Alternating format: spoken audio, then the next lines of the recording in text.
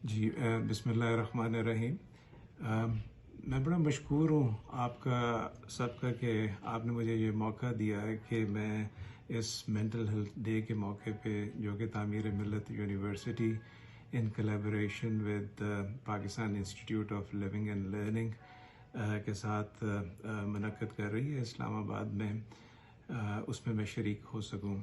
और मैं बहुत मशकूर हूँ मुबद्दद राना साहब का कि मुल्क में ना होने के बावजूद उन्होंने मुझसे ये रिक्वेस्ट की कि मैं अपना की नोट लेक्चर आपको रिकॉर्ड करके भिजवा दूँ। तो hence here I am in United States and I'm contributing 2 cents on the keynote lecture that Mawad Rana wanted me to speak about. And the topic given to me is mental health risk factors, protection and prevention of mental illnesses. And I'm very grateful to Savera Mansoor for a wonderful introduction that she has given me. Let me start by saying what we mean by mental health. Mental health is a state of well-being that allows us to cope with the daily conflicts, confusions, and disabilities that come in our way. It helps to bring the best out of us, and it enables our emotions, it enables our cognitions, it enables our behavior so that we can individually and collectively make a good memory and enjoy that memory at that moment in time. And when we recall and remember in later years, we are able to do that. It becomes such an integral part of health that we cannot deny its existence. And it is these abilities which make us better human beings. It is these abilities which allow us to earn, to learn, and to communicate with the masses and the people that we come across. So that's, in my opinion, the definition of mental health. And in simple terms, I say mental health is the ability that God has given us, which allows us to use our responsibilities, our capabilities, our blessings for the betterment of ourselves and for the people that we deal with every day. Now, I've been in this business of emotions and problems that people come across, and I think if I were to talk about the risk factors, I would say, like any other description of risk factors, we can divide them either into genetics or psychological or sociological using our famous biopsychosocial model of mental illnesses. If you and I are unfortunate to have a genetic history of psychiatric disorders in our family, perhaps we can do very little to prevent it. What we know from experience and research that even though we have the genetic predisposition, we still might be able to prevent the mental illnesses from manifesting. And I think after the genetic story, the story of psychological issues and sociological issues become very important. Let me dive a little deeper into what we mean by psychological issues. And if we take a lifelong approach, an evolutionary approach, I think the seeds of mental illnesses are sown in our childhood. And very often we go through our childhood not realizing how critical this period is, how the parents have to act, and how the child has to act. If we look at the perinatal period that the mother goes through pregnancy, through the childbirth, and through the postpartum period, I think that's the most vulnerable point that we have to consider in the psychological issues. And there is research every now and then which says कि बच्चे के पहले 1000 दिन बहुत अहमियत के होते हैं। वो अहमियत के इसलिए होते हैं कि उस पीरियड में बच्चे की और माँ की اٹیچمنٹ بن رہی ہے، بانڈنگ بن رہی ہے، بچے کی پرسنالٹی کی ڈیولپمنٹ ہو رہی ہے، بچے کا سیلف کانفیڈنس گرو ہو رہا ہے، بچے کو پتہ چل رہا ہے کہ اس نے دنیا میں اپنی جگہ کیسے بنانی ہے، جو دنیا میں کمپٹیشن کو دیکھ کے آگے کیسے چلنا ہے. اور یہ سب چیزیں اسی وقت ہو سکتی ہیں جب بچے کو گھر کے ماحول میں یہ سب کچھ میسر ہو جو اس کی ماں، باپ اور باقی بہن بھائی اس کو دے سکتے ہیں. اور اگر بچے کی پیدائش کے بعد حالات ناسازگار رہ جائیں، جس سے مراد یہ ہے کہ اگر گھر میں لڑائی ہو رہی ہے، بچے کو نگلیکٹ ہو رہا ہے، بچے کا ایموشنل ابیوز ہو رہا ہے، بچے کا سیکشول ابیوز ہو رہا ہے، بچے کے لیے گروتھ کے موٹیویشن کے خیالات نہیں مل رہے، تو وہ بچہ ایک ایسے ایڈلٹ میں گرو کر رہا ہوگا جس کو دنیا کے کوئی بھی سٹریسز اور سٹرینز جو سے ہیں وہ ایک دم سے بریک کر دیں گے اور سائیکیٹرک ڈس آرڈرز جو سے ہیں وہ مینیفیسٹ کریں گے. اور اسی طرح میں یہ سمجھتا ہوں کہ جو چائلڈ سیکس ابیوز ہے وہ ہمارے ملک میں بہت بڑا ڈینائل سمجھا جاتا ہے، اس کے بارے میں بات کرنا غلط سمجھا جاتا ہے.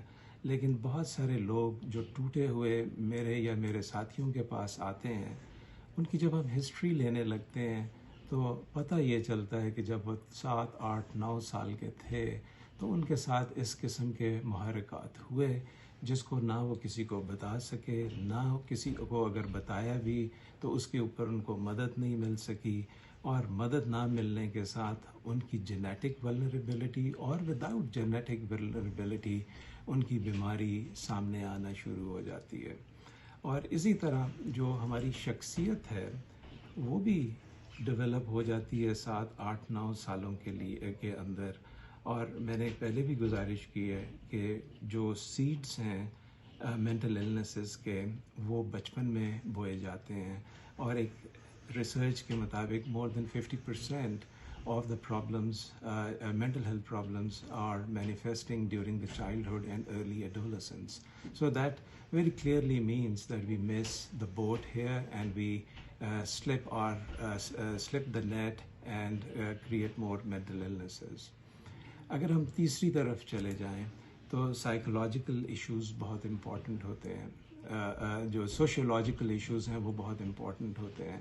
اور سوشیولوجیکلی میں کہاں پہ رہتا ہوں، میرے گھر کا ماحول کس قسم کا ہے، میرے ماں باپ کے پاس امپلائمنٹ ہے یا نہیں ہے، میرے دوست جو ہیں وہ میری کتنی مدد کرتے ہیں، مجھے کتنی سپورٹ کرتے ہیں، مجھے کتنا بلی کرتے ہیں، ڈرگس کا کتنا استعمال ہو رہا ہے. تو یہ سب سوشیولوجیکل فیکٹرز ہیں جو کمبائن کرتے ہیں مجھے کسی قسم کی بھی مینٹل النس کے اندر اتارنے کے لیے.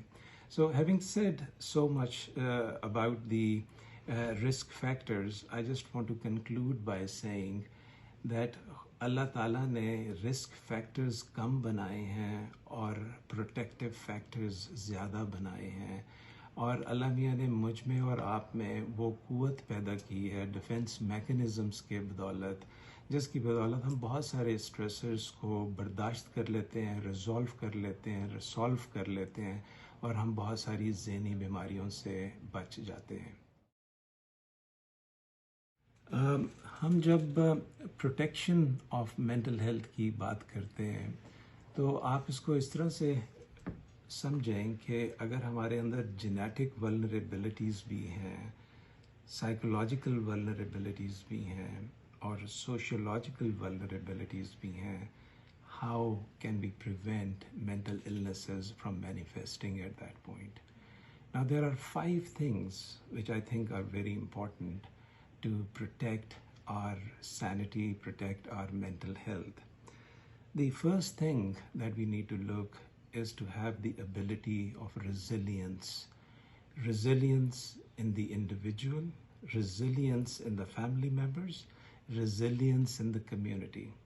There is no community in the world where there are no problems. And I think the biggest of all the problems can be resolved if there is a way to resolve what the problems are. To get together, to discuss, and to resolve the conflict with the aid of the defense mechanisms is the most important thing to protect mental illnesses. The second thing that I think which protects is the social connectedness and the relationships that we develop. Study after study will say that people who are socially well connected, people who have long lasting, friendly, trusting relationships, they do not suffer from mental illnesses. And even if they suffer from mental illnesses, they recover very quickly. So I think it is very crucial that if we look at the longitudinal studies of happiness, you will find evidence after evidence, and especially the Harvard longitudinal study very clearly demonstrates that people who had good relationships, trusting relationships, were most happiest, and they had no psychiatric and indeed no physical disorders. So I think this is the second most important factor that I consider. The third important protective factors I consider is the knowledge of parenting and the child development that we need to know. Very often mistakes are committed by the parents when they don't understand the value and the design and the style of parenting. And that's where most difficulties between parent and child emerge. And if they are not controlled within a reasonable period of time, that starts with the behavioral disturbances and then grows into more psychological problems. And likewise, child development is a very essential thing to know for the parents, for the individuals, and for the community. A child who is 8, 9 years of age is going to react according to what his abilities are, what his psychosexual development is, and he would see the world from his angle and from his prism rather than from the prism of his parents. And therefore, it is very important that we look at the child as such and see what his values are and what his difficulties are. And if we know the child development ages and stages of psychosexual development, of moral development, of cognitive development, it becomes easier for us to deal with that child. And the fourth most important thing is that do we get the support that we need in times of crisis? Life is such that there are humanitarian crises, man-made crises, and natural disasters and calamity. It is in those times that there is a game between the vulnerability and the resilience that comes in. It is the same fire which melts the butter but hardens the egg. One adversity may break down one individual. The same adversity can make that individual stronger and strengthen his belief in survival and can move on. And the last thing that I think is very important is the social and the emotional competence. I think, as I alluded earlier on, social relationships are important.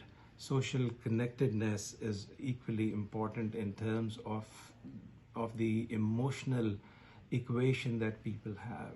Every now and then, we know that we talk about emotional quotient more rather than the intelligence quotient. Intelligence quotient can take us to the universities, but emotional quotient makes us succeed in life. And therefore, I think we should all rely more on the emotional quotient, because that's the ingredient which makes a young person survive in this overwhelming environment that we all are growing. It's getting complex each day, and until and unless we have these values, we won't be able to deal with them in a significant way. Thank you. When we look at the preventive factors for mental health, we know from the work that we have done over the years, from the material that WHO has produced across the world, that there are affordable, effective, feasible strategies existing in the world which can promote, protect, and restore mental health. And we know prevention is better than cure. And we know that prevention would happen at either at a primary care level or a tertiary care level. And very often, who are the harbingers of mental health? Obviously, the psychiatrists and the psychologists. Sadly, despite our best efforts, the numbers has not increased. The numbers have kept on declining because we train people and the other developing economies of the world offer attraction to our graduates and they leave the country, and unfortunately we have no system to retain the intelligent mind. And I wonder how many mental health professionals from Pakistan are working abroad and how many of them are working inside. That breaks my heart because in the training of these mental health professionals, a lot goes in. And when they leave and serve other people in the world, it hurts. And I think regardless of what the situation is, we are never ever going to have enough mental health professionals in the country. And based on these techniques, this evidence, WHO had time and again made a comprehensive action plan 2013 to 2030, which very clearly indicates that the leadership in mental health has to look at the problem in developing world. We cannot afford to and wait until more mental health professionals are trained in our country. We think that we can shift the task, we can share the responsibilities, and we can train non-psychiatrists to deal with the mental health problems in the country. At the WHO Collaborating Center for Mental Health Research and Training for over 30 years, we've been trying to train non-professionals, non-mental health professionals, school teachers, faith healers, community leaders about the early recognition and treatment of psychiatric disorders. And very often, we have seen research in pilot studies which indicates that the task sharing, task shifting is the best mechanism that we can have in a developing country. But the leadership of mental health in Pakistan has to focus on this phenomena more than what is happening right now. And I think the more we train non-professionals in priority disorders of mental health under the MHGAP program, the better it is going to be. It is very sad when I speak to you today, still many people commit suicide and people who have seen them have not been able to recognize them. We know that children spend a lot of time in school, 15,000 hours from class 0 to their 10th class, 15,000 hours. And do we have our school teachers who actually know about child development, about early recognition and early treatment of psychiatric disorders? There are enough research evidences available that if we have primary care physicians trained, if we have the integration of mental health into the primary healthcare system, if our school teachers can pick up those early conditions, perhaps we can provide better mental health care. On this occasion of Mental Health Day, I wish you all big success, and I hope we all can join hands to provide better mental health to the people who deserve. Thank you very much.